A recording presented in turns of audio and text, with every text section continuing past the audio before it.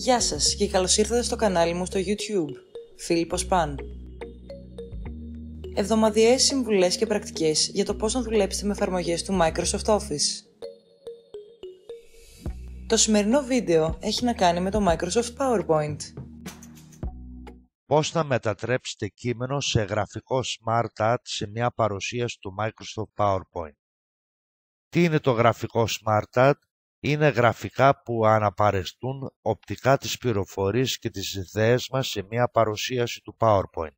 Μπορούμε να δημιουργήσουμε ένα επιλέγοντας μια διάταξη που ταιριάζει στο μήνυμα που θέλουμε να εκφράσουμε ή ακόμα και να κάνουμε μετατροπή υπάρχοντος κειμένου σε SmartArt.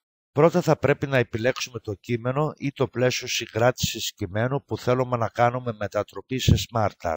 Έπειτα επιλέγουμε το Tab κεντρική και εντοπίζουμε την περιοχή της κορδέλας που ονομάζεται παράγραφος.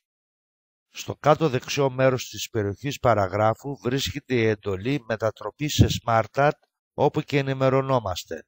Τα γραφικά SmartArt είναι ένας τρόπος για να κοινοποιείτε πληροφορίες οπτικά αντί μόνο με κείμενο. Η μετατροπή κειμένου στη διαφάνειά σας σε ένα γραφικό SmartArt, όπως ένα διάγραμμα ή ένα γράφημα ροής, μπορεί να οργανώσει τις πληροφορίες σας σε σχέσεις, κύκλους, διαεργασίες και πολλά άλλα. Αφού επιλέξουμε την εντολή μετατροπή σε, εμφανίζει το πτυσσόμενο μενού με όλα τα διαθέσιμα SmartArt που μπορούμε να χρησιμοποιήσουμε. Κατακόρυφη λίστα με κουκίδες, κατακόρυφη λίστα μπλοκ,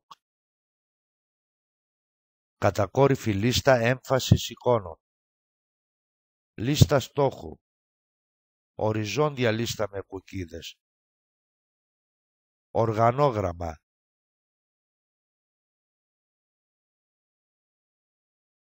λίστα ιεραρχίας, συνεχής λίστα εικόνων, λίστα ακτινών, βασικός κύκλος, κατακόρυφη λίστα διάσημων, λίστα διάσημων, συνεχής διαδικασία μπλοκ, βασικό λωρίδα χρόνου, βασική διαδικασία, λίστα έμφασης εικόνας καμπής, λίστα πυραμίδας, βασικός πίνακας, βασικό διάγραμμα Venn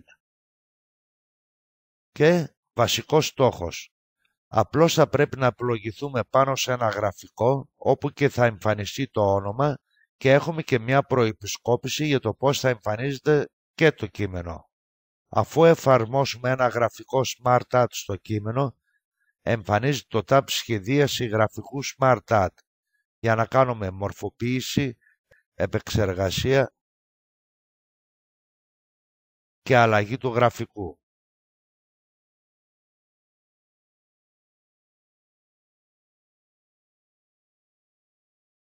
Εάν δεν είμαστε ικανοποιημένοι με τα διαθέσιμα γραφικά SmartArt, με την επιλογή της εντολής μετατροπή σε SmartArt, στο κάτω μέρος του πτυσσόμενου μενού μπορούμε να επιλέξουμε την εντολή περισσότερα γραφικά SmartArt.